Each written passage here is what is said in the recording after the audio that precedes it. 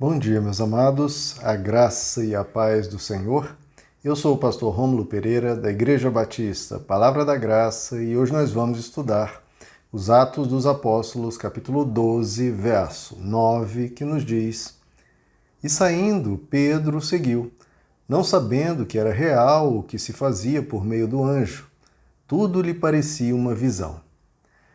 Bom, meus amados, temos visto nos últimos versos o que aconteceu com o apóstolo Pedro, que foi preso pelo rei Herodes, atado a 2 soldados para ser levado a julgamento e então executado, a exemplo do apóstolo Tiago, já morto à espada. Bom, Deus, para livrar o apóstolo Pedro, envia um anjo. O anjo liberta-o dos seus grilhões, das suas algemas.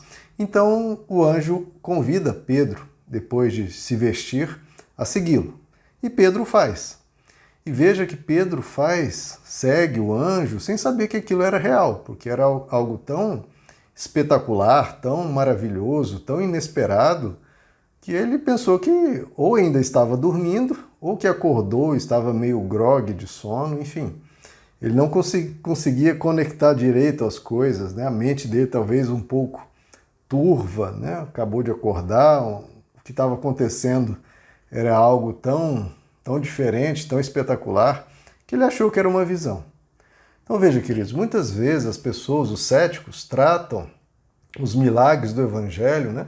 Não, a pessoa teve uma visão, né? Teve uma, né? Imaginou uma coisa, teve uma ilusão, porque estava com tanta expectativa em relação àquilo, né? Orando tanto, buscando tanto, que aí ele teve uma alucinação, né? Um efeito psicótico, qualquer coisa desse tipo. Né? Alucinações, é claro, que são coisas que podem ocorrer, especialmente quando uma pessoa tem já problemas prévios, ou toma algum remédio que pode ter esse efeito colateral, ou algum defeito no cérebro, ou quando quando há uma expectação muito grande por algo, a pessoa pode imaginar que viu aquela coisa. Agora estamos vendo aqui que o apóstolo Pedro sequer tinha essa expectativa, porque o apóstolo Tiago havia sido morto. Claro que ele ora, pede para Deus intervir, mas talvez o que ele esperava é que talvez o povo pedisse para que não fosse executado, ou o rei Herodes mudasse de opinião, por mais difícil que isso fosse. Mas talvez ele esperasse algum tipo de livramento natural. Veja que ele não criou nenhuma expectativa desse tipo. E a questão, como nós vamos ver nos próximos versos, não é só possivelmente está tendo uma visão que aquilo ocorreu.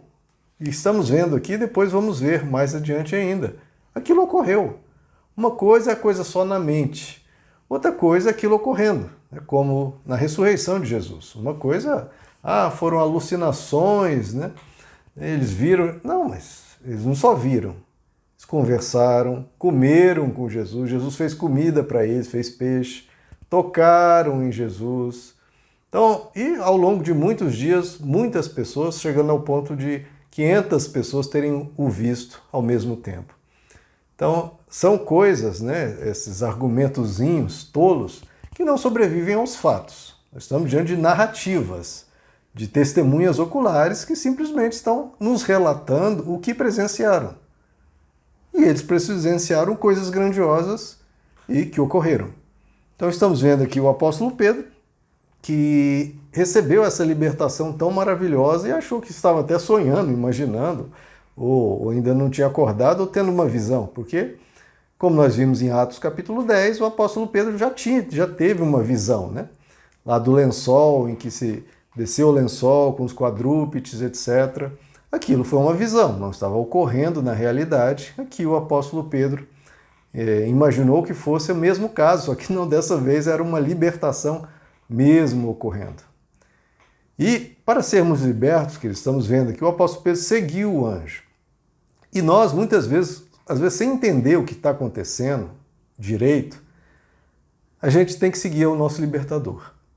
Mesmo que a gente não entenda, que a gente não conheça a fundo o que está acontecendo, o que estão dizendo, o que estão pensando, quais são as alternativas. Às vezes você não tem todas as informações, você não sabe lidar com todas as circunstâncias.